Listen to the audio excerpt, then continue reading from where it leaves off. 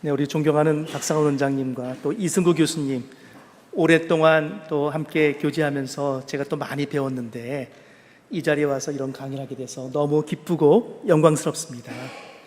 오늘 강의 내용은 사실상은 우리가 어떻게 보면 신앙이라고 하면 다 상식적으로 알고 있는 내용들이거나 아니면은 알고는 싶었지만 좀 피하고 싶었던 그런 내용들이 아마 담기지 않나 싶습니다. 오늘 강의는 사실상 좀 연륜이 있습니다. 이 강의를 제가 주금학 강의를 처음 하게 된 것은 지금부터 한 20여 년 전에 서울여대에서 기독교학과에 제가 초청을 받아 가지고 왔는데, 미션 스쿨이긴 하지만은 기독교인들의 숫자가 한 30%밖에 되지 않는 그런 현실, 세속화된 현실 속에서, 그렇다고 신학 강의나 아니면 성경에 대한 노골적인 어떤 강의를 개설했을 때 학생들이 거의 듣지 않는다는 사실, 이 어려움 속에서 정말 뭔가 좀 임팩트, 이 거룩한 충격을 주면서 생각을 전환시킬 방법이 없을까 고민하다가 바로 이 주금학 강의를 갖다가 그때 이제 개설하게 된 것입니다. 이 말은 뭐냐면은 믿지 않는 사람들도 모든 인간들은 다 죽음에 대한 어느 정도의 관심 혹은 생각, 어떻게든 반응이 다 있다, 이제 그런 뜻이겠지요. 그래서 저는 이제 고신대에서 국제문화선교학과에 있으면서 선교를 가르치고 있으면서 우리가 세속적인 사회에서 이 죽음이라는 것의 이해를 잘 할 수 있다면은 많은 사람들을 생명의 길로 인도할 수 있겠다라는 생각을 갖고 있습니다. 그러한 관점을 가지시고 한번 강의를 들으시면은 아마 사역에 도움이 되시리라, 이렇게 이제 생각을 합니다. 그럼 PPT를 열어서 제가 이제 강의를 하도록 하겠습니다. 그 죽음에 대해서 다 아시죠? 네. 그런데 제가 오늘 강의는 우리 시대의 죽음에 대한 어떤 지식이 과연 온전한가라는 것에서 의문을 갖고서 이 강의를 준비하게 됐습니다. 일단은 뭐냐면 죽음에 대해서 우리가 갖고 있는 것이 정보인가 지식인가 하는 그런 문제죠. 정보와 지식의 차이는 어떤 차이가 있을까요? 정보와 지식은, 예를 들어서 내가 죽음에 대해서 안다 했을 때 그것이 정보인가 지식인가, 이런 거죠. 마찬가지로 하나님을 아는 지식, 제임스 패커의 책 제목이긴 합니다만은 하나님에 대한 지식을 갖는다는 것과 정보를 갖는 어떤 차이가 있을까, 이런 겁니다. 한번 정보와 지식의 차이를 한번 이렇게 한번 예를 한번 들어볼까요? 사람들이 사는 큰 성이 하나 있었습니다. 멋진 성이 하나 있었는데 그 앞에는요 더 예쁜 연못이 하나 있었다고 합니다. 그 연못 속에 물고기가 아주 가득했죠. 그런데 그만 이 사람들이 사는 성에 큰 불이 난 겁니다. 사람들이 워낙 큰 불 나다 보니까 우왕좌왕 불을 뀌어서 아주 난리가 났죠. 그러니까 워낙 큰 소동이 일었기 때문에 성에 불난 소식이 그 앞에 있는 연못에 있는 물고기들 사이도 전해졌답니다. 그러자 물고기들이 비상 대책을 열었습니다. 어떻게 하면 좋겠냐? 성에 불이 났대, 어떻게 하면 좋으냐? 그러자 대부분의 물고기들은 뭐예요? 야, 이 녀석아, 우리 물 속에 있잖아. 불이 물을 잃을 수 있냐? 괜찮아, 안심해. 그래서 뭐예요? 그냥 가만히 있기로 결심했어요. 그렇지만 소수의 현명한 물고기들은 아니다, 이건 위험하다고 판단해서 다른 연못으로 이사를 갔답니다. 저한테 어떻게 물고기 이상한 줄한테 물으시면 안 됩니다. 우화입니다. 우화입니다. 우화를 가지고 저한테 따지면 안 됩니다. 어떻게 물고기가 말을 해요, 이러면 할 말이 없는 겁니다. 자, 그럼 여러분 생각해 보십시오. 이 큰 불이란 성 앞에 있는 연못의 물고기들은, 남아있는 물고기들은 그럼 살았을까요? 죽었을까요? 네? 살았을까요? 죽었을까요? 살았습니까? 이승 교수님은 생선을 좋아하셔서 그러시네요. 죽었습니까? 왜 죽었을까요, 그럼?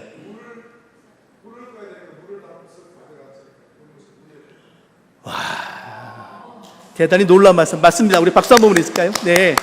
이렇게 빠른 대답이 나온 건 제 역사상 처음입니다. 보통은요. 보통은 말입니다. 이게 몇 번씩 얘기하지만 겨우겨우 이제 답을 끌어낼 수 있거든요. 소방대책. 그러시구나. 그렇습니다. 사람들이 뭐예요? 불을 끄기 위해서 연못에 보이는 물이란 물은 다 갖다 퍼다 부어서 물이 말라가지고 물고기에 죽은 겁니다. 자, 그때 정보란 뭐죠? 성에 불이 났대. 이게 정보예요. So what? 그래서 어쩌란 거예요? 지식은 뭡니까? 그 정보를 가지고 어떡합니까? 판단을 개입시켜야 되는 겁니다. 자, 성에 불이 났으니까 사람이 급한 게 불을 끄겠지? 그럼 우리 갖다 연못에 물 갖다 푸다 보면 우리 물이 말라 죽을 수 있어. 판단해요, 판단. 그렇죠? 정보는요, 판단이 결합되어야지 그 의미가 생기는 것입니다. 그럼 판단만 하면 가만히 있으면 돼요? 아니죠. 다른 연못으로 이사를 가는 행동이 필요하죠. 그렇죠? 그래서 지식이란 개념은 어떻게 형성되냐면은 정보와 판단과 행동이라는 이 세 가지 요소가 온전히 결합되었을 때에 바른 지식이 형성된다, 이렇게 말을 하는 것입니다. 자, 그러면 모든 인간은 죽는다. 이 정보일까요? 지식일까요? 이 얘기 처음 들으세요, 오늘? 사람이 죽는다는 처음 들으십니까? 맞습니다. 이건 정보입니다, 정보. 우리는 그 사실을 그러면 언제쯤 알았을까요? 여러분 생각에 내가 언젠간 죽을지 몰라라는 사실을 언제쯤 아셨을까요? 보통은 아동학이나 무슨 뭐 유아 교육 심리 이런 걸 때 좀 배우기도 합니다만은 보통은요, 심리학자들의 견해에 따르면은 자신의 그 죽음에 대한 정체성, 나도 언젠간 죽을 수 있다는 정체성을 얻는 나이하고 성에 대한 정체성 얻는 나이하고 이것이 거의 비슷하답니다. 보통 우리나라에서는요, 남녀 목욕탕 구분한 나이가 몇 살이죠? 만 6세 정도 될 겁니다. 6세, 그렇죠? 물론 제 때는 말입니다. 제 친구는 초등학교 5학년 때 목욕탕 가서 우리 선생님, 여자 선생님 만난 그 이야기 갖다가 자랑스럽게 떠벌린 적도 있었어요. 초등학교 5학년. 얼마나 참 민망스러울까? 응? 요즘에는 말입니다, 6세 이하로 떨어졌거든요. 그 6세란 개념은 어떻게 해서 설정이 됐냐 하면 말이에요, 성에 대한 인식을 갖고 이 학생이 자신의 정체성을 인식하기 시작했다, 그때입니다. 바로 뭐예요? 우리가 언젠간 죽을지 모른다는 사실도 보통은 그때쯤 형성된다 그럽니다. 이건 아주 흥미로운 사실인데, 왜냐하면 여러분들이 영화를 보시게 되면 말입니다, 성에 대한 어떤 노출하고 그 다음에 죽음에 대한 인식하고 이것이 엇갈려서 보통 나오는 경우가 예술 영화에는 아주 많습니다. 그러니까 어떤 뭡니까? 장례식에 갔다 와서 갑자기 모릅니다, 막 사랑 나누는 모습을 보이는 사람들이 있거든요. 이 부분은 정신적으로는 프로이드 심리학에 따르면요, 보통 인간이 가지고 있는 죽음에 대한 보상으로서의 어떤 사랑, 이렇게 이제 등장하게 되는 것이지요. 우리가 죽음에 대해서 일찍부터 6살 때부터 내가 언젠간 죽을지 몰라라는 생각을 가졌어요. 그렇죠? 이건 정보로서 가지고 있는 겁니다. 그럼 우리는 그 정보를 가지고 어떻게 살아야 됩니까? 판단해야죠. 그렇죠? 우리가 언젠간 죽을지 모르는 사실을 우리는 판단하고 있습니다. 그 판단을 어떻게 할 거냐, 그에 따라서 뭐겠습니까? 그 이후에 내가 어떻게 살 것인가 결정되는 거 아니겠습니까? 기독교인으로 산다는 것은 뭐겠습니까? 내가 인간의 죄 때문에 죽음이 세상에 돌아와서 우리가 그 때문에 나도 죽을 수밖에 없는 그러한 운명이라는 사실을 깨달았을 때 뭡니까? 그래서 십자가의 구속에 대한 어떤, 그 다음에 은혜에 대한 어떤 감동이 거기서 생겨난 건 아니겠습니까? 그러니까는 기독교는 뭡니까? 그에 대한 대안을 가지고 있는 것입니다.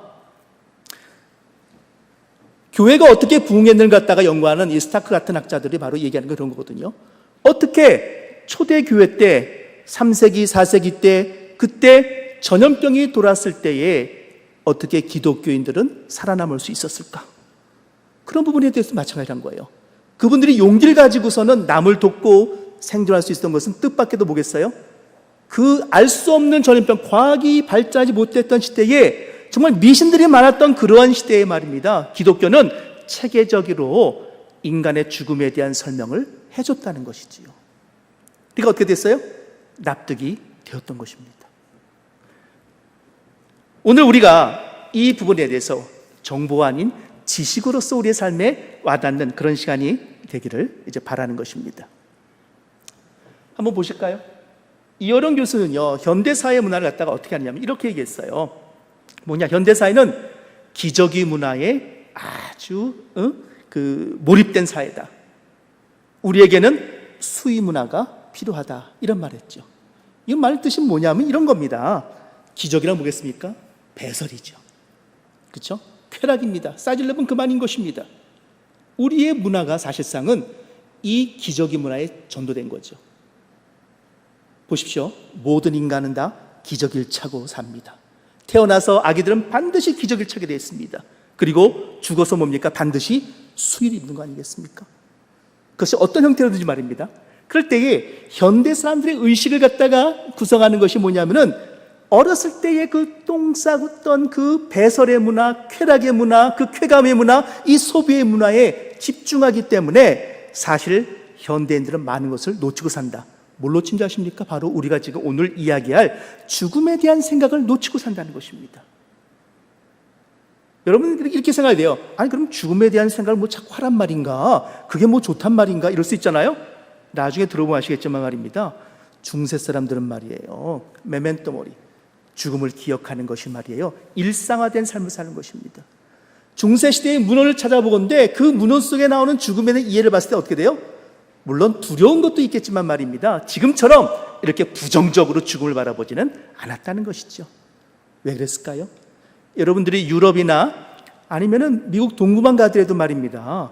동네에 묘지가 어디 있을까요? 교회 앞인데 교회 앞에. 그렇죠? 영국 웨스트민스터 대성당의 밑에는 말입니다. 그 유명한 사람들의 무덤이 있는 것입니다. 그러니까 어떻게 돼요? 교회에 예배 드리러 갈 때마다 할아버지의 무덤을 보고 가는 것입니다. 죽음이란 것은 어때요? 늘 생각할 수밖에 없는 것이지요. 그런데 현대는 뭡니까? 그렇지 않거든요. 어떻게 돼요? 기저귀 문화적 특성이 있다 보니까는 죽음은 재미없는 거예요. 죽음은 때론 무섭기도 하고 말이죠. 때론 불결하기도 한 거예요. 그래서 어떻게 해요?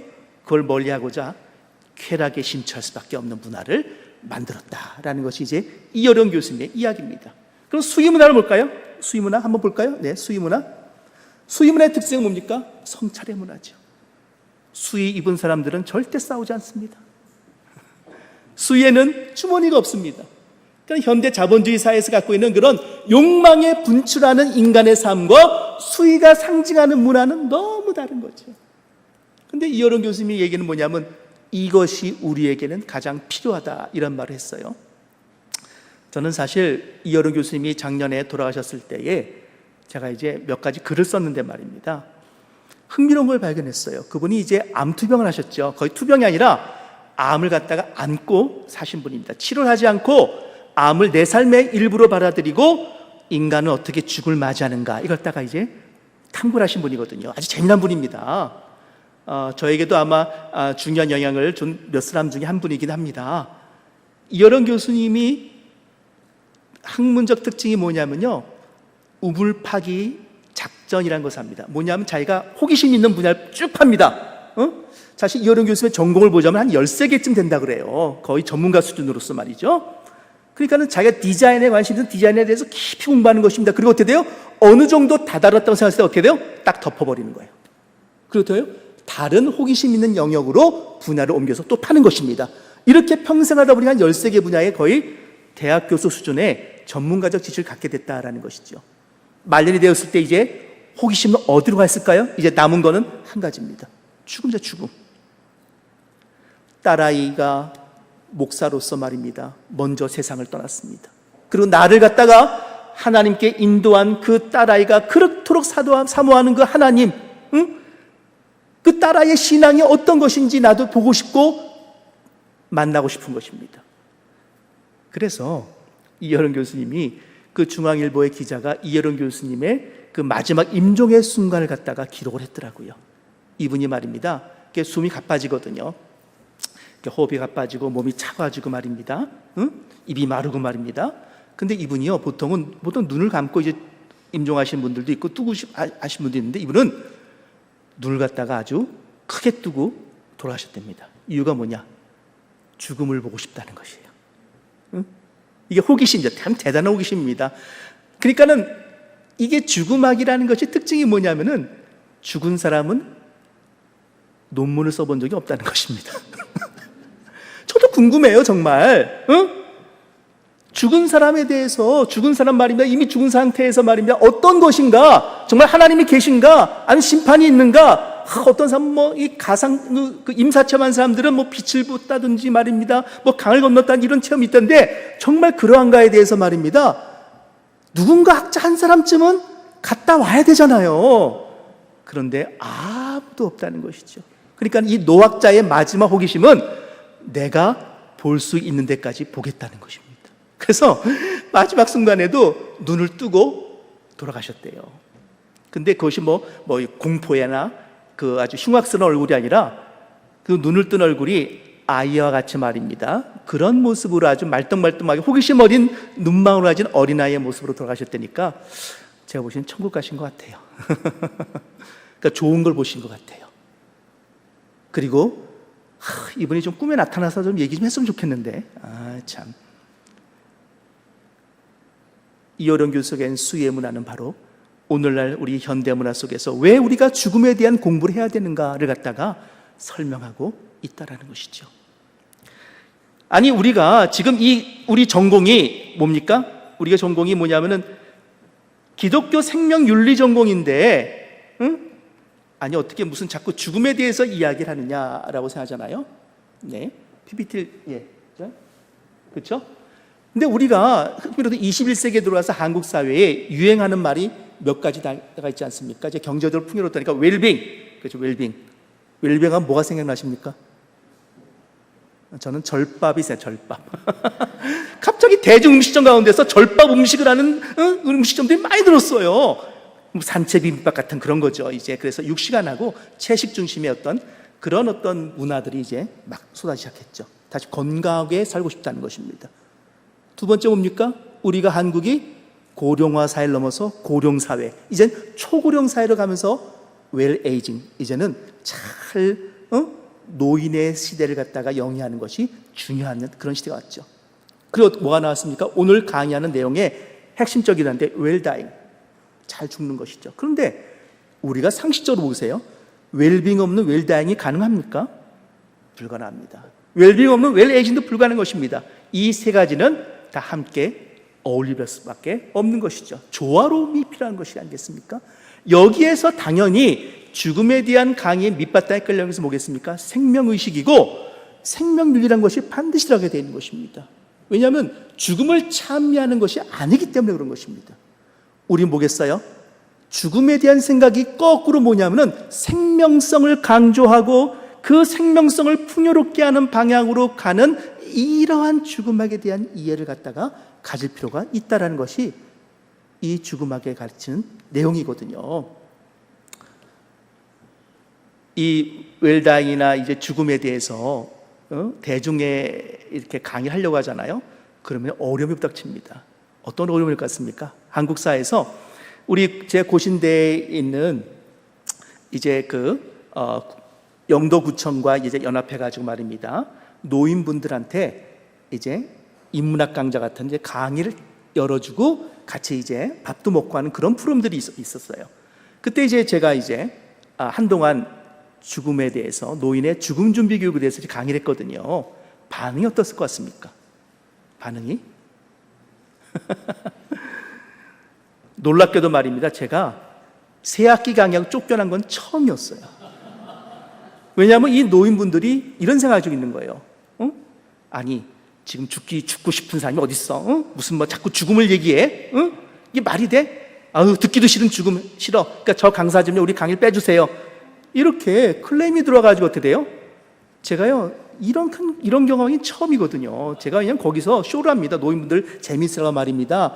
건강체조도 하고 그러거든요. 저는 석사이가요 도교를 가지고 썼어요. 중국 4세기 도교를 가지고 썼기 때문에 이 도인체조 그런 거 있지 않습니까? 뭐 벽곡, 기수련 이런 것이 사실 다 도교에서 나온 것이거든요. 그래서 마침 우리 영도 고신대가 뒤에 복례산은 도사들이 살던 사이 복례산입니다. 영도의 지명이 뭔지 아세요? 영도의 밑에 동네 이름이 신선동이에요. 그 옆에 이름이 청학동이에요. 그러니까 이 말은 뭐냐? 아주 오래전부터 이 도교 도사들이 머물렀던 곳이라는 것을 보여주는 것이죠. 그래서 제가 이제 졸지 마시라고 막 도인체조도 해주고 막 하는데 말이에요. 뜻밖에도 죽음 얘기하잖아요. 그럼 어떡합니까? 싹 빗기가 싹 가시는 것입니다. 그런데 똑같은 강의를 갖다가 어디서 했냐면 말입니다. 해운대구청에서 했어요. 영도구와 해운대구의 차이점이 뭔지 아십니까? 뭘까요? 삶의 수준이 다릅니다. 영도구는요, 작년까지 스타벅스가 없는 유일한 구입니다. 스타벅스가 구이 하나도 없어요. 이게 말이 되는 소리입니까? 이 말이 어떤 뜻인지 아십니까? 상권이 형성되지 않았고 스타벅스 이용할 만한 경제계층이 없었단 말입니다. 해운대 가서 똑같은 생각했습니다. 반응 어땠을까요? 아주 열광적인 반응을 보였습니다. 왜요? 수준이 높은 거죠. 다시 말해서 이분들은 웰빙과 웰에이징에 대한 이해를 갖고 오신 분들입니다. 근데 정말 피난살이 하면서 어렵게 살면서 말입니다. 이 영도구 꼭대기 말이에요. 지금도 시간제로 이 급수라는 그런 집도 있거든요. 그런 가운데서 정말 현실이 고단하고 어려운데 이 죽음까지 내가 들어 여기까지 와야 되는가? 이랬을 때 어떻게 합니까? 이분이 자신의 삶에 자족하지 않는다면요, 듣기 어려웠던 것이죠. 오늘 우리가 강의는 바로 그런 부분에서 죽음에 대해서 정말로 이 조화로운 이해를 우리에게 필요로 하다라는 것을 말씀드린 것입니다. 그런데 왜 미디어가 들어갔느냐? 미디어가 들어갔냐면요, 또 하나 현대사를 움직이는 가장 중요한 요인이 바로 미디어이기 때문이었습니다. 다시 말해서 혹시 여러분들 가까운 분의 임종을 지켜보신 적 계십니까? 우리 학생들 가운데서 샘병원 의료진 빼놓고요. 거기는 뭐 내가 보기에는 이렇게 임종을 많이 지켜봤을 것 같은데, 우리 젊은 대학원생들 분들 젊지 않구나. 예. 임종을 보신 적 있어요? 좀 낫네요. 우리가 대학에서 하잖아요. 그러면 제가 보통 한 100명, 130명 이렇게 놓고 강의하는데 누군가의 임종을 지켜본 사람 손 들어봐라 그런 말입니다. 한 두세 명밖에 없습니다. 왜요? 다 핵가족으로 따로따로 살고 할아버지 할머니는 1년에 한 번 만나러 가거든요. 그러니까 뭐 모르는 겁니다. 지켜볼 일이 없는 것이죠. 그런데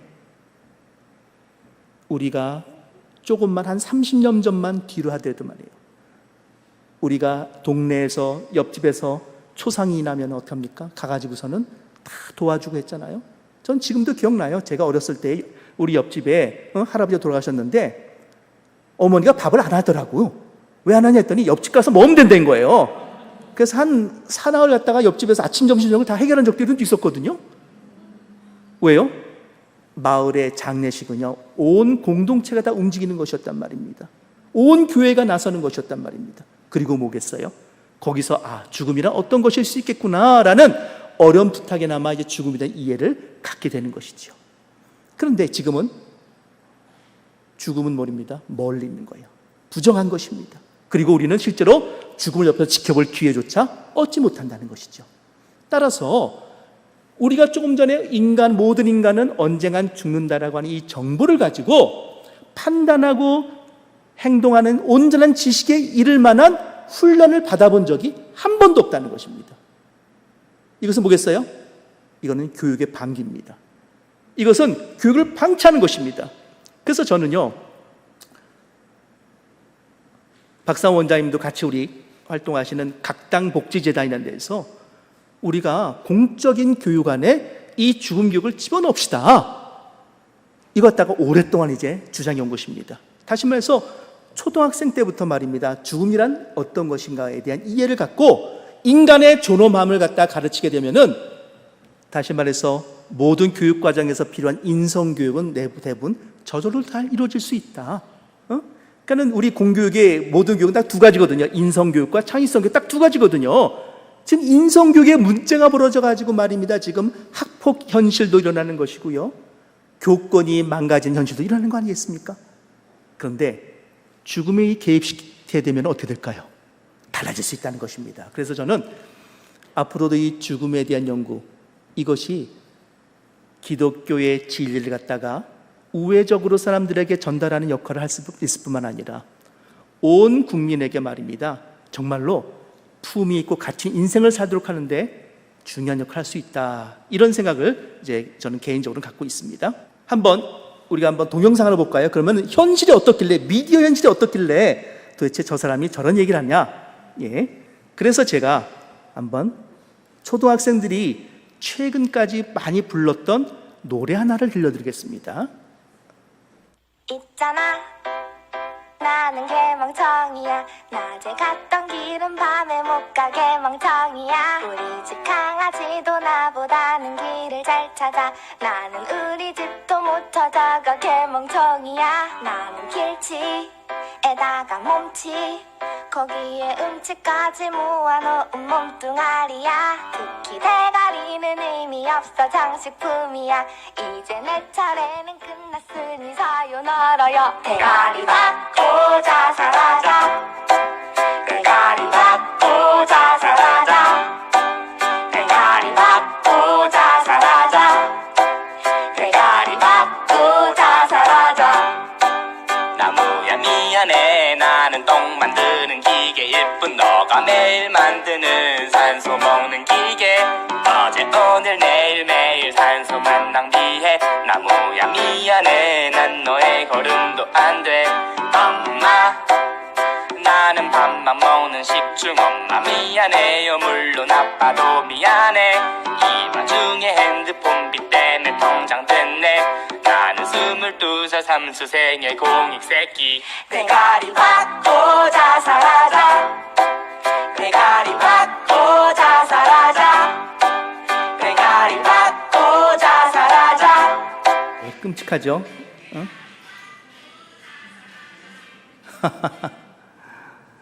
이거를 초등학생들이 부르고 다니는 겁니다. 이걸. 응? 대가리 받고 자살하자. 후렴구가 그렇게 돼 있습니다. 나는 의미 없는 존재야. 응? 나는 똥 만드는 기계야. 그러니까는 너무나 이 자존감도 낮을 뿐만 아니라 이 죽음에 대한 생각이 아이들, 그것이 모르면서도 말입니다. 응? 아이들 입에서 동요처럼 불린다는 것에 대해서 저는 이제 충격을 받는 것이죠. 그러니까는 미디어 외에 앞에 내가 미디어에 나타난 죽음의 이해를 왜 했는가 했을 때에 미디어란 뭐겠습니까? 죽음에 대한 왜곡이 굉장히 강한 속성을 가지고 있는 것입니다. 그래서 이 죽음을 배울 때에 미디어를 통해서 배운다 했을 때 말입니다. 이것에 대해서 적절한 분별력을 가지고 있지 않다면요, 대단히 위험할 수 있는 것이죠. 물론 그 반대의 경우도 있어요. 그 반대가 뭡니까? 오히려 뭡니까? 때로는 우리가 죽음에 대해서 직접적으로 체험해 보지 못했기 때문에 죽음을 갖다가 상상하거나 혹은 전통적인 어떤 개념을 가지고서 이것을 영화로 만들었을 때는 오히려 죽음에 대한 이해에 도움도 되는 면도 없지 않아 있다는 것입니다. 오늘 우리가 이제 앞으로 볼 내용도 사실 그런 것이죠. 중세의 죽음은요, 지금의 사람들이 생각하는 죽음과는 아무래도 달랐다라는 것이죠. 이 그림입니다. 헤르만 후고라는 사람이 그린 경건한 기도라는 작품입니다. 이거는 사파입니다, 사파. 그런데 중세시대의 사람들은 이러한 그림들을 갖다가, 사파 있지 않습니까? 그 그림을 갖다가 이 침대나 머리맡에 이렇게 붙여두고서 생활을 했다고 합니다. 잘 이해가 안 가시죠? 응? 우리 갖다 쓰면 어떤 그림을 그립니까? 달력 그림이죠. 그렇죠? 달력 그림, 뭐 스위스의 아름다운 풍경 그림이라든가 말입니다. 아니면 교회 그림이라든가 말입니다. 뭐 이렇게 선교지에 선교사님들 보내준 것이 만든 달력, 이런 것이 되게 붙어 있는 것이 일반적인데 좀 달랐던 것 같아요. 뜻밖에도 말이에요, 우리가 부정하게 생각하는 죽음에 대한 그 생각을 떠오르게 만드는 것을 적극적으로 이제 삶에 개입시켜 놓은 것이죠. 여기 보이는 젊은 한 사람이 이 누가 봐도 죽음을 상징하는 뼈다귀, 해골 속에 들어가서 기도하는 그런 모습을 볼 수가 있습니다. 뭘 기도, 저 젊은이는 뭘 기도할까요? 어떻게 생각하세요? 무슨 기도하는 것 같습니까? 네? 아무래도 제 생각에는 사람이 죽음을 앞두고 생각하는 것이 뭐겠어요? 가장 간절한 것, 가장 중요한 것이 아닐까요? 아마 그것을 아마 기도하고 있지 않나 싶은 것입니다. 여기서 우리는 그렇습니다. 이 메멘토 모리라는 것이 얼마나 중요한지에 대한 이해를 우리는 여기서 배울 필요가 있는 거예요. 제가 연구한 문헌 가운데 두 가지가 그걸 증명하고 있는데, 첫 번째는 뭐냐면 이집트에서 나온 문헌입니다. 고대 이집트 시대에는 말이에요, 이 연회, 잔치가 벌어지면 말입니다, 흥이 오르잖아요. 술 마시고 막 노래하고 흥이 잔뜩 오르면은 주인은 말이에요, 종을 시켜서, 하인을 시켜서 밖에 나가서 묘지 위에 가서 죽어가지고 뼈가 하나도 남지 않은 그런 해골을 갖다가 들것에 실어서 연회장을 돌게끔 만들었답니다. 이게 웬일입니까? 한참 기분이 좋은데 말입니다, 뭐가 하인이 뭘 들것에 싣고 오는데 보니까 뭐예요? 해골이야, 해골. 죽은 자의 해골. 이름을 우리는 요즘 용어로 뭐라고 부르죠? 세 가지 단어로 갑분싸. 갑자기 분위기 싸해지는 거 아닙니까? 아니 기본전 연애의 말입니다. 무슨 해골을 갖다가 들고 다녀 하인이요? 근데 이것이 중요한 이집트의 전통이랐다는 거죠. 왜 그랬을까요? 우리가 오늘은 먹고 마시고 즐거워하지만 지금 지나가는 저 해골은 당신의 미래라는 것이죠. 그러니까는 어떻게 살아야 될 것인가에 대해서 정신 차리시오. 그러니까 이집트 문명이 오래 갔던 것이 괜히 오래 간 게 아닙니다. 두 번째 제가 이걸 공부하면서 연구한 또 하나의 문헌은 뭐냐면요, 로마 시대의 영웅들의 귀한 장면입니다.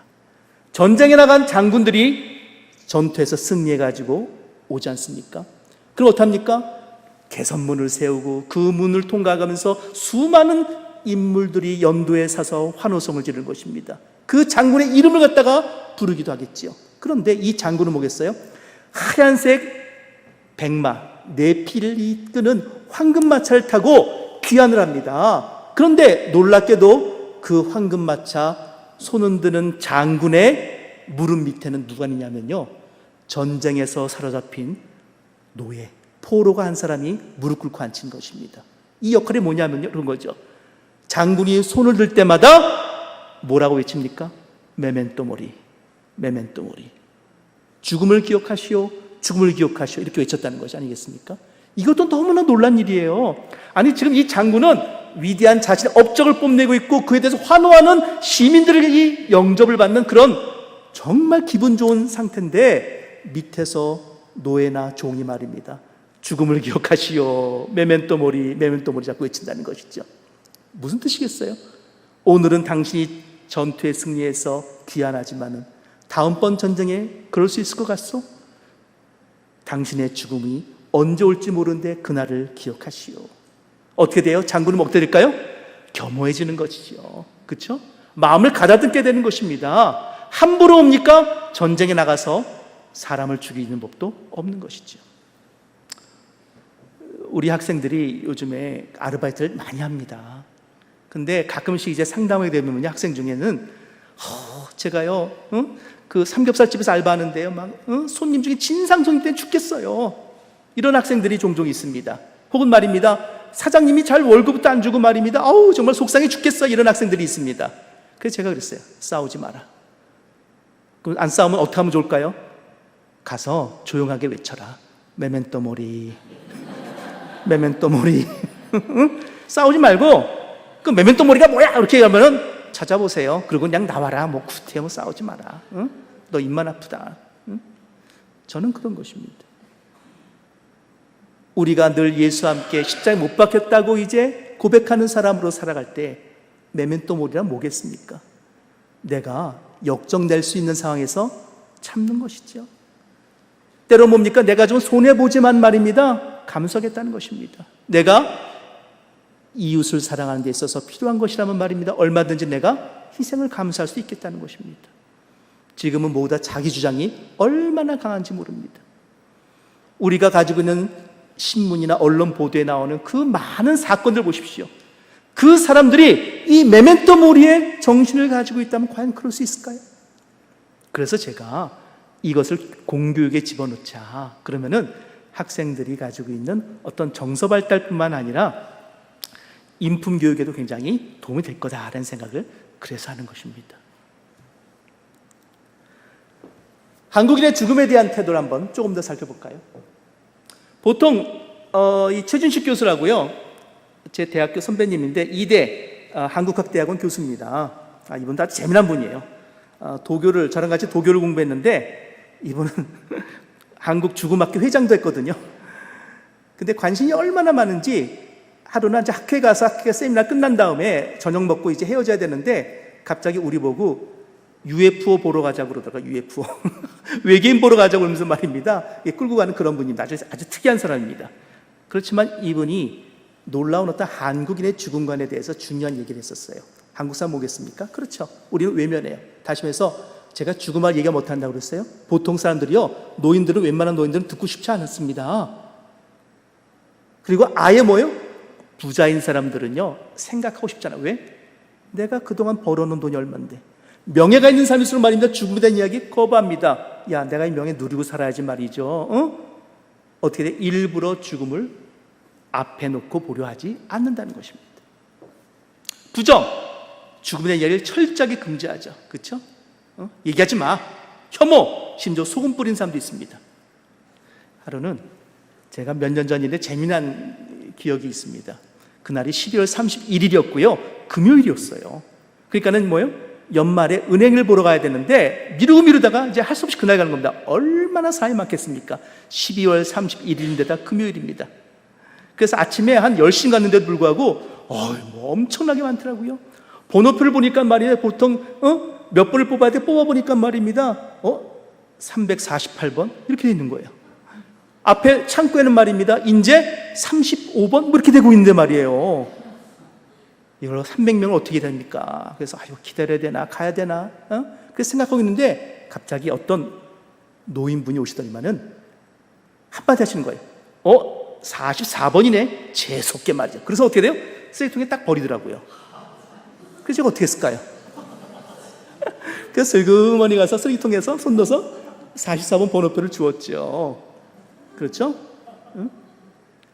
조금 집을 싸게 사시려면 4층에 사십시오. 조금 쌉니다. 죽을 사자로 생각해서 이제 사자에 들어가는 거 말입니다. 사람들이 굉장히 싫어하는 걸 알았습니다. 4444 번호판 달고 있는 차 보셨어요? 없습니다. 8888에 777이 있습니다. 근데 4444는 없습니다. 한국인이 가지고 있는 죽음에 대한 이런 부정적 태도를 그대로 볼 수 있는 것이죠. 근데 이것을 한번 우리 그러면은 조금 더 깊이 볼까요? 우리가 이제 미디어에 나타난 죽음이니까 뜻밖의 아까는 어린아이들이 부르는 노래 속에서 이 부정적인 가사를 받지 않습니까? 그러면 성인들은요, 어떤 생각을 갖고 죽음에 대한 노래를 부를까요? 제가 한번 들려드릴까요? 제가 같이 한번 듣고 싶은 노래가 하나 있습니다.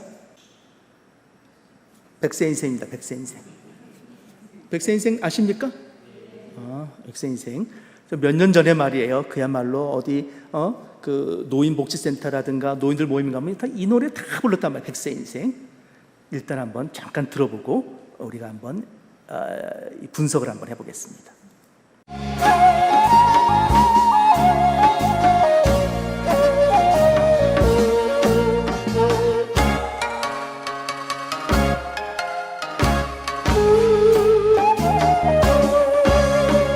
60세에 저 세상에서 날 데리려 오거든. 아직은 젊어서 못 간다고 전해라. 70세에 저 세상에서 날 데리려 오거든. 할 일이 아직 남아 못 간다고 전해라. 80세에 저 세상에서 날 데리려 오거든. 아직은 쓸만해서 못 간다고 전해라. 90세에 저 세상에서 날 데리려 오거든. 알아서 갈 테니 재촉 말라 전해라. 100세에 저 세상에서 날 데리려 오거든. 좋은 날 좋은 시에 간다고 전해라. 하리라 하리라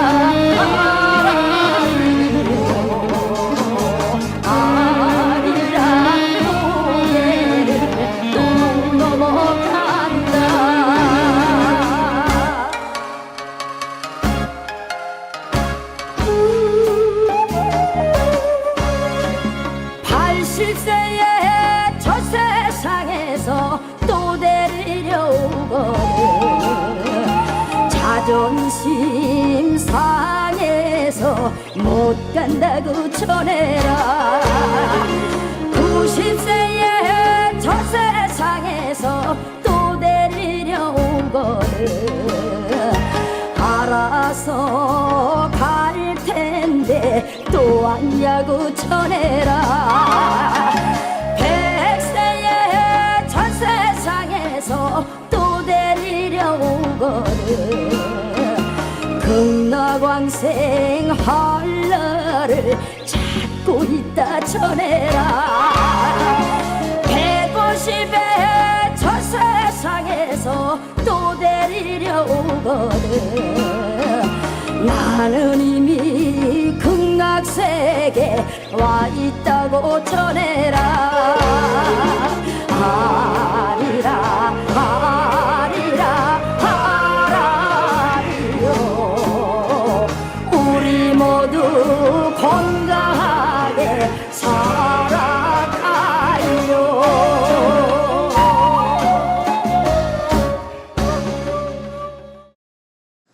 여기 보시면은요, 가요 백세 인생에 나타난 한국인의 죽음의식 그랬지 않습니까? 그러니까 제가 죽음에 대한 강의라는 데 있어가지고 왜 미디어를 결합시켰느냐는 두 번째 이유가 여기서 나타나는데, 그것은 뭐냐면요, 미디어 속에 나타난 다시 말해 대중문화라는 것은 어떤 의미냐면은 심리적으로 말이에요, 한 사회 한 집단이 가지고 있는 공통된 무의식을 갖다가 그 안에서 발현된다, 이런 의미가 있는 것입니다. 칼 융의 집단 무의식을 갖다 공부하신 분 아시겠지만 말입니다, 칼 융이 이제 집단 무의식을 갖다가 어떻게 연구했냐 하면은 말이에요, 동화, 설화 같은 것이죠. 그러니까 그 한 사회가 갖고 있는 동화나 설화나 신화나 이런 것들은 개인 무의식이 아니라 그 사회 속에서 오랫동안 축적되고 가지고 있는 그런 무의식을 갖다가 이것은 보여주는 것이다, 이런 이제 해석을 이제 한 것입니다. 그러면 현대사에서 대중문화가 바로 사실은 한국 사회 사람들이 가지고 있는, 자기도 모르게 가지고 있는 어떤 무의식을 갖다가 집단적으로 가지고 있는 무의식을 갖다 드러낸 것이 아닌가 싶은 것입니다. 이걸 갖다가 조금 더 한번 구체적으로 분석을 해보면요, 이 가사가 그걸 말해주는 것이죠. 여기는 세 가지의 중요한 죽음에 대한 이해가 담겨져 있어요. 첫 번째는 죽음의 부정이죠. 그렇죠? 모릅니까? 저승에서 와서 말입니다, 데려가라 할 때 70세에도 못 간다, 80세 못 간다, 못 간다 부정하는 것이죠. 그렇죠? 죽음에 대한 부정이 담겨 있는 것입니다. 제가 우연한 기회에 이 가수가 자기 노래를 어떻게 하면 잘 부를 수 있는가, 이런 것 갖다가 아침마당에 와서 이제 가르쳐 주더라고요. 잘 부르는 법이 뭐냐 했더니만 자기 액센트를 줘야 된다는 거예요. 어떻게 하냐면 못 간다고 전해라, 이렇게 해야 된다는 거예요. 그냥 못 간다고 전해라 그럼 재미없다는 거예요. 못 간다고 정해라, 이렇게 좀 강조를 해야지 저승사자도 이제 왔다가 말입니다 물러갈 거 아니냐는 그런 뜻으로 이 강을 듣고선 제가 웃은 적이 있었습니다. 그렇습니다. 심지어 뭐예요? 100세에 데리러 오더라도 죽고 싶지 않은 것이 한국 사람들이 가지고 있는 생각이라는 거예요. 정말 그럴까요? 저는 일단은 그렇다고 생각합니다. 일단은 뭐예요? 죽고 싶어 하는 사람은 없다고 보는 것이죠. 그런데 한국인의 공통된 그런 무의식 가운데는 뜻밖에도 뭐가 있어요? 이게 다가 아니라 또 하나가 있다는 것입니다. 그것은 뭐겠습니까? 죽음에 대한 수영, 간다고 전해라는 것이죠. 어떤 때요? 좋은 날 좋은 시에 간다고 전해라.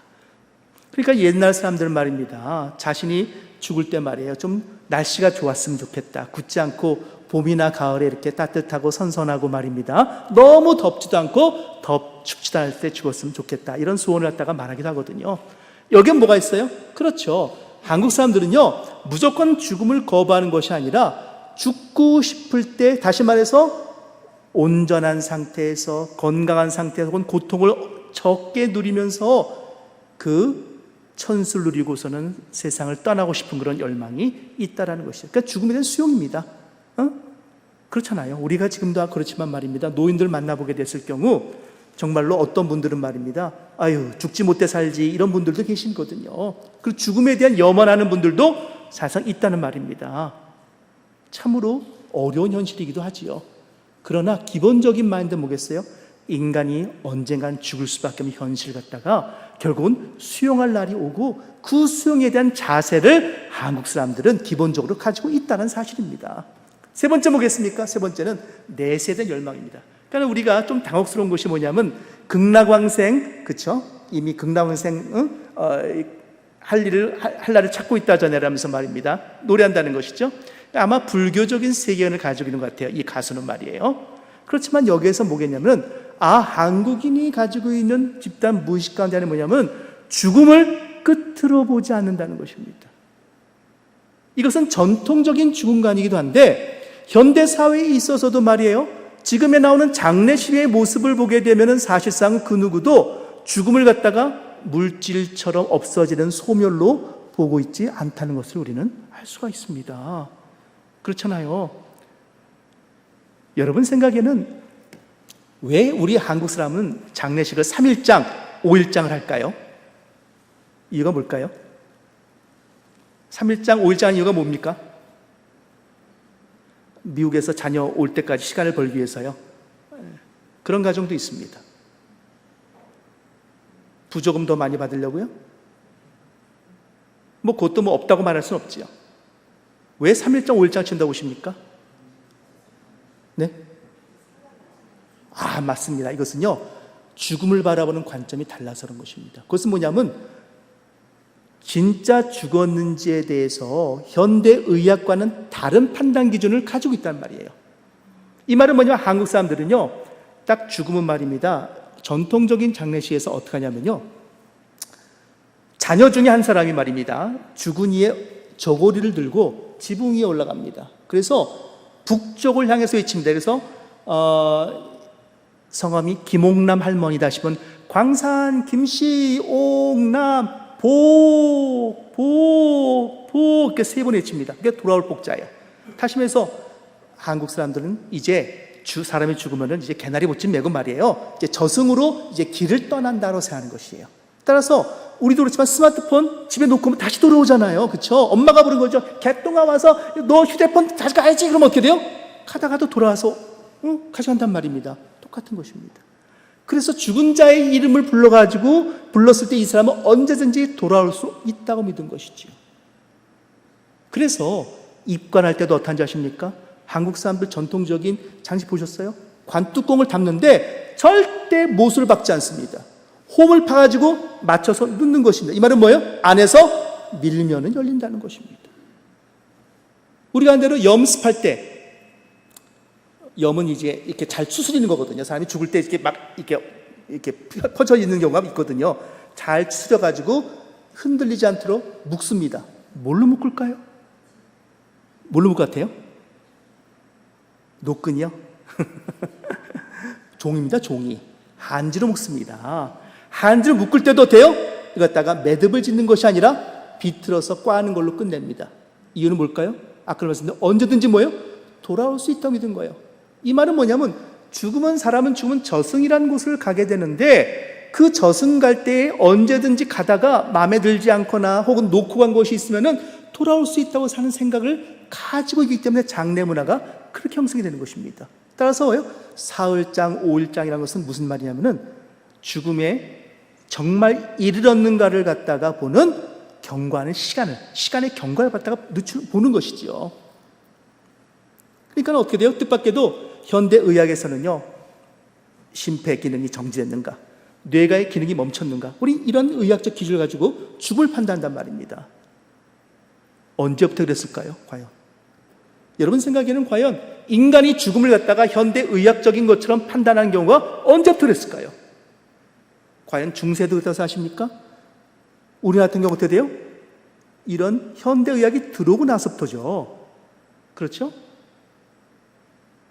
이 말은 뭐냐면, 근본적으로 죽음에 대해서 한국 사람들이 가지고 있는 생각은 현대의학적인 생각과는 사실상은 좀 거리가 멀었다라는 것을 보여주는 것입니다. 그런데 이러한 것은요, 우리나라뿐만 아니라 인도네시아나 말레이시아나 동남아시아에 있는 장례 풍습을 보게 되면 똑같습니다. 그래서 실제로 인도네시아 같은 것은 실제로 장례식이 끝나는 경우는 죽은 지 한 20년 지나야지 죽었구나 이렇게 판단한다는 것이죠. 그러니까 우리는 지금 뭐냐면은, 우리가 일상적으로 알고 있는 죽음에 대한 그 쉬운 판단, 이것에다 다시 생각한다는 거예요. 그 다음에 죽을 뭡니까? 이제 끝났어, 소멸했어, 이런 유물론적으로 말입니다, 물질 중심적으로 생각하는 것이 아니라 오히려 옛날 사람들은 말이에요, 훨씬 더 죽음에 대해서 경건한 자세를 대했다라는 것도 알 수 있는 것이고요. 그러나 우린 지금 뭘 얘기하는 거예요?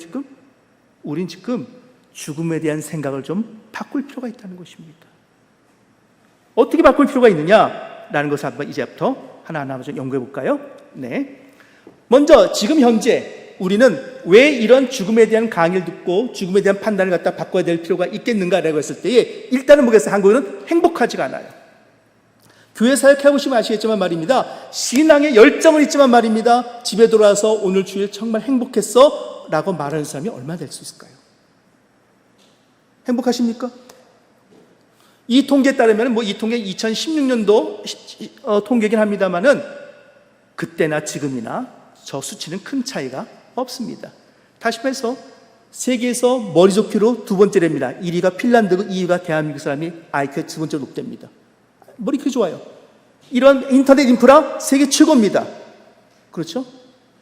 교육열도 세계 최고입니다. 그런데 제일 뒤에 보게 되면 뭐가 있습니까? 행복도 지수는 뭡니까? 항상 꼬레비입니다. 죽음의 품질, 다시 말해서 자기가 정말 원하는 죽음을 갖다가 이룰 수 있겠는가? 했을 때 죽음에 대한 만족도? 이것도 참 재밌어요. 이 말 자체가 되는지 성립되는지 모르겠어요. 죽은 사람이 자기를 만족하는지 안 만족하는지 어떻게 하는지 알지 모르겠지만 말입니다. 어쨌든 간에 죽음을 바라볼 때에 나는 행복한 죽음을 이룰 수 있을 것 같아 라고 말하는 사람도 아주 적다는 것이죠. 그러니까 지금 이 말은 뭐냐면 무엇인가 심하게 뒤틀려 있는 한국 사회 모습을 보여주고 있다는 것이에요. 그 문제가 어디서 출발합니까? 저는 이렇게 생각하는 것입니다. 우리가 죽음에 대한 올바른 판단을 하고 있지 못하다라는 것이죠. 우리가 기독교에 대해서 우리가 진리라고 믿고 있고 기독교를 왜 진짜 참 길이라고 말할 수 있는 것이 있냐면은 바로 여기에 길이 있기 때문에 이제 그런 것입니다. 한번 PPT 다시 한번 보시겠어요? 네. 한번 이 사진 한번 보실까요? 왼쪽에는 엄마 뱃속엔 태아의 모습을 찍은 것이고요. 오른쪽에는 갓 태어난 아기의 모습이죠. 정말 귀여운 아기의 모습이 있습니다. 한번 이렇게 한번 세워 보실까요? 엄마 뱃속에서 한 10달쯤, 약 10달쯤 머무른 이 태아가 드디어 이제 세상에 나오게 되면 어떡합니까? 그렇죠? 몸이 거꾸로 이제 뒤집혀져 머리부터 나오잖아요. 그러면 양수가 터지고요. 이 아이는 어머니의 산도를 통해서 엄청난 압력을 받는 가운데서 나오게 됩니다. 그 아이가 울 수밖에 없습니다. 저는 첫째가 큰딸인데 말이에요. 저는 처음에 딸 낳았을 때 너무 놀랐어요. 왜냐하면 애가 태어났는데 머리가요 코네드예요. 코네드.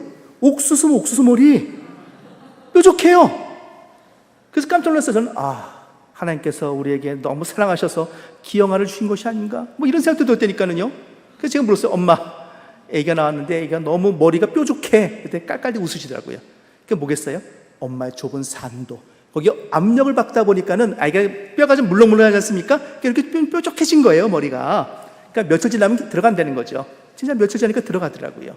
그러니까 이 말은 엄청난 압력을 받고 태어난 것입니다. 자, 한번 세워보십시오. 내가 만일 태아 입장에서 말입니다. 나가 공급해주던 그 탯줄이며 따뜻한 양수며 그야말로 이 아이는 10달 동안은 그 엄마 뱃속이 세상의 전부였죠. 그런데 그 세상이 어떡합니까? 뒤집어진 것입니다. 나는 어떡합니까? 그 어둠과 심한 압력 속에서 이것이 쏟아져 나오는 것이죠. 쏠려 나가는 것입니다. 그때 이 아이는 지금의 상태를 뭐라고 생각할 수 있었을까요? 나는 죽는구나. 이렇게 살 수 있지 않았을까요? 응? 나 이제 끝이야. 인생 끝이네? 허무해? 그런데 잠시 후 드디어 엄마의 산도를 지나서 나왔을 때 갑자기 빛이 환하더니 어떻게 돼요? 이상한 사람들이 와서 막 박수치는 거예요. 그렇죠? 우리 이것을 아기의 죽음이 아닌 탄생이라고 부르는 것입니다. 그렇죠? 한번 세우시 바랍니다. 현대의 물질 중심적인 사고 방식은 말입니다. 죽음은 없어. 끝이야라고 사는 것이죠. 근데 우리는 그렇게 생각하지 않습니다. 그렇지 않습니까? 우리는 본향으로 가는 것이죠.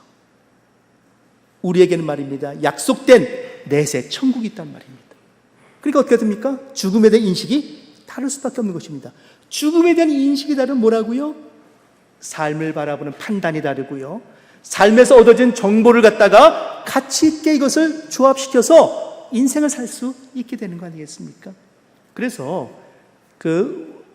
죽음학을 갖다가 가르치는 사람들은 항상 어떤 예화를 드냐면요. 누에고치의 예화를 드는 누에고치. 그래서 누에고치가 탈피해가지고 어떡합니까? 나방이 돼서, 나비가 돼서 나가지 않습니까? 그렇습니다. 저는 이 죽음을 공부하면서 또 많이 제가 배웠던 부분 한 부분은 뭐냐면 엘리자베스 퀴블러-로스 박사라는 사람의 죽음의 심리학입니다. 엘리자베스 퀴블러-로스 박사는 그야말로 의사들 가운데서 죽음에 대한 연구를 가장 많이 한 사람이고, 오늘 호스피스가 실제적으로 그 운영되는 데 있어가지고 나름대로 중요한 역할을 한 사람이죠. 근데 이제 죽음에 대해서 그 가치와 그 다음에 의학자로서는 뜻밖에도 내세라든가 죽음 이후의 세계에 대해서 언급해서 굉장히 놀라운 어떤 기독교의 반향을 끌어냈었어요. 그렇지만 이제 뭐가 문제냐면 너무 그 열기가 심해가지고 무슨 뭐 요정이라든가 뭐 이런 거 얘기하는 바람에 말입니다. 정통적인 기독교교에서는 사실상은 좀 이렇게 약간 도태되는 그런 모습을 보이긴 했지만 말입니다. 근데 이분이 이분이 정신과 의사인데 자기가 왜 죽음을 공부하게 됐는가에 대한 설명하는 부분이 하나가 있었어요. 그것은 뭐냐면 자기가 2차 대전이 끝났을 때, 이분이 스위스 출신이거든요. 1945년에 고등학교를 졸업한 해에 자기가 폴란드의 아우슈비츠로 자원봉사 떠났답니다. 여러분 아시겠지만 폴란드의 아우슈비츠요, 혹시 가보셨어요? 나중에 동구권 여행하실 때 한번 꼭 가보시기 바랍니다. 이게 바르샤바에서 한 2시간쯤 기차로 떨어져 있거든요. 그래서 거기에 크라카우라고 그 폴란드의 중세 수도가 있어요. 거기서 또 기차 타 20분 가면요 갈 수 있는데 이렇게 예약하면 사이트가 있습니다. 저는 가가지고서는 정말 충격을 받았어요. 아니 어떻게 이런 데서 사람이 수용되어 가지고 어떻게 죽음을 기다릴 수 있었을까? 그러니까 퀴블러스 박사도 똑같은 충격을 받은 것입니다. 아니 어떻게 이런 수만 명, 수십만 명이 말입니다, 자기가 죽을 거란 걸 알면서도 말입니다, 그걸 견딜 수 있었을까라는 것이죠. 그랬더니 그 이유가 나중에 나옵니다. 어떻게 나오냐면요, 가면 말입니다, 아우슈비츠 가잖아요. 보통 5층으로 된 철제 침대가 쫙 있습니다. 5층으로 된 그런 것이 뭐예요? 수백 채가 쫙 있는 겁니다. 이렇게 동마다. 그런데 그 철제 난간마다, 프레임마다 말입니다, 뭐가 그런지 아십니까? 손톱으로 혹은 뾰족한 조각으로 나비 있잖아요. 나비 모양을 다 그려놓은 곳입니다. 나비 모양을. 이것이 어떤 의미인지 아세요? 이것이 유대인이 가지고 있는 그 죽음을 이겨낸, 그 공포를 이겨낸 중요한 죽음을 바라보는 자세였다는 것입니다. 이 사람도 어떻게 돼요? 죽음이 끝이 아니라고 본 것이지요. 지금의 고통을 넘어서 진짜로 죽은 다음에 그들이 믿고 있는 하나님에 대한 사랑, 그 다음에 관심, 그것이 실현되는 그 시간이 올 거라고 이제 믿었던 것입니다. 참 놀라운 일이죠. 우리가 알고 있는 그 유명한 아우슈비츠의 시가 있지 않습니까? 나는 믿노라, 태양이 있음을 믿노라. 태양이 비록 구름에 가려웠을지라도 나는 태양이 존재함을 믿노라. 나는 믿노라, 하나님을 믿노라. 하나님이 비록 내게 아무 말씀하지 않으실지라도 나는 그분이 계심을 믿노라. 유대인의 저력은 아마 거기서 나온 것 같습니다. 그래서 유대인도 어떻게 돼요? 아우슈비츠에서 폭동을 일으키는 적이 없습니다. 우리 같으면 어떡합니까? 한국 사람 기질이란 말입니다. 어차피 말이야, 오늘 죽나 내일 죽나 똑같아. 그래서 으쌰으쌰 해가지고 말입니다, 뭔가 일으켰을 것 같은데, 응? 그렇잖아요. 응? 한국 사람 같았으면 절대 그렇게 죽지 않았을 것입니다. 여러분 그거 아십니까? 중국 사람들이 안중근 열사를 존경한다는 사실 말입니다. 중국 사람들이 어때요? 대한 독립군에 대해서 존경한다는 사실 말입니다. 왜냐하면요, 중국인들 그 누구도 총도 갖다가 암살할 만한, 살해할 만한 그런 용기를 가진 사람이 없었습니다. 대한민국 말입니다, 그런 인물을 배출한 것입니다. 그리고 사실은 대한민국 사람은 누군가는 안중근 열사가 아니었다면 누군가 다른 사람이 했을 거라는 것이죠. 아니 어차피 이렇게 끌려가서 말이야 가스실에서 죽을 거라면은 우리 한번 연합해가지고 한번 독일놈 한번 패서 죽이고 죽읍시다, 뭐 이랬을 것 같아요. 그런데 아우슈비츠에서 그런 폭동이 일어나지 않았다는 것이죠. 이 나비가 상징하는 것은요, 매우 중요한 의미가 있는 것이죠. 그렇죠? 죽음을 바라보는 시각이 달라졌을 때에 어떤 인생을 살 수 있는가를 여기서 이제 우리가 배우게 되는 것입니다. 네, PPT 열어주시겠어요? 이제 진짜 미디어를 통해서 들어가려고 합니다. 어떻게 잠깐 쉬다가요? 힘드십니까? 우리 9시 반까지죠? 네. 네. 그러면요, 제가 저 시계를 우리 8시 20분쯤에 잠시 쉬도록 하겠습니다. 제가 설명만 앞에 서론만 좀 더 하겠습니다. 오늘 제가 미디어를 가지고 이제 죽음에 대해서 이야기할 텐데, 그 중에 제가 가져온 자료는 영화입니다. 여기 보시면요, 제가 왜 영화를 가지고 얘기하느냐 하면요, 영화는 대한민국 사람들이 가장 좋아하는 대중문화입니다. 물론 휴대폰도 많이 보지요. 그렇죠? 그건 뭐 어쩔 수 없습니다만은 뜻밖에도 극장에서 보는 관객의 빈도수를 보더라도 엄청납니다. 여기 이게 최근 통계거든요. 그러니까는 코로나 이전에는 보시면 아시겠지만 대한민국 사람들은 영화를 보는 데 세계 1위입니다. 1인당 영화 관람 편수가 제일 많다는 것이죠. 그러면은 그 밑에 쭉쭉 내려가면요, 영화 제작 편수도 있어요. 그렇죠? 2019년도에 502편, 그 다음에 코로나 기한 2021년도에는 말이야 무려 653편의 영화를 만들었어요. 대단하죠? 응? 이 세상에서 자기네 나라 언어로 1년에 500편 이상 만들 수 있는 나라는요, 딱 3나라밖에 없습니다. 어느 나라일까요? 1위는 그렇습니다. 인도입니다. 인도가 한 1100에서 1300편을 만듭니다. 2위는 미국이죠. 당연히 700에서 800편을 만듭니다. 3위가 대한민국입니다. 정말 한류열풍을 일으킬만 하죠. 그렇죠? 그러니까 한국 사람들이 이 기질이 굉장히 중요한 것 같아요. 제가 한 1년여 동안 연구해 가지고서는 저희 학교에서 제가 그 e-러닝 과목 하나를 개설했어요. 그래서 KOCW에도 이제 이것이 올라가는데 말입니다. 한국인과 한류 문화, 이런 제목으로 만들었어요. 아니, 어떻게 한류 문화가 정말로 어떻게 전 세계적으로 번졌을까? 여러분 그거 느끼세요? 전 느꼈어요. 제가 얼마 전에도 이 강남역을 나가는데 말입니다. 세상에, 옛날엔 강남역에 주변에 말이에요, 중국 사람들이 제일 많았거든요. 중국 사람들 없어요. 누가 있느냐? 노르웨이, 스웨덴, 핀란드, 캐나다, 이런 서구에서 정말 잘 사는 나라들에서 온 젊은 사람들이 말입니다. 버글버글한 거예요. 그렇게 물었어요. 너 여기 왜 왔냐 했더니만요, 한국 문화를 배우러 왔다는 거예요. 한국이 좋아서 왔다는 거예요. 그래서 며칠 동안 머무를 거냐 물어봤더니 한 석 달이래. 얘들은 한두 달 머무르면서 한 석 달 배우면서 한국어도 배우고 여기 놀러도 다니고 그러고 있다 간다는 것이죠. 그러니까는 뜻밖에도 서구인들에게 한국에 오는 건 꿈인 거예요. 그 다음에 한국 문화를 접하는 건 뭡니까? 일상생활이 되고 마는 것이죠. 저는 이런 생각하는 거예요. 어떻게 그럼 대한민국이 이런 이런 문화를 만들 수 있을까라는 것이에요. 그럴 때 제 한국의 한류 문화의 그 최종적인 결론의 목적이 뭐냐면요, 한국인에게는 하나님 주신 문화 유전자가 있다라는, 문화 유전자. 그 문화 유전자가 오랫동안의 어떤 외세의 침입을 받으면서 특히 일제 강점기를 거치면서 이에 대해 인식이 못한 것이죠. 그런데 여기서 포인트가 뭐냐면 그 인식을 시켜온 사람이 누구냐면은 선교사님들인 거예요. 다시 말해서 기독교가 들어오면서부터 한글에 대한 가치를 인식하게 됐고, 근대 교육이 시작되면서부터 한국인들이 가지고 있는 전통적인 문제점들을 갖다가 이것을 해소시키고 해결시켜 놓은 것이죠. 그러면서 어떻습니까? 한국 문화가 번창하기 시작한 것입니다. 우리가 가지고 있는 한국인에 대한 자부심을 가지셔도 전 좋다라고 생각합니다. 이 통계가 하나로 말해주고 있는 것이지요.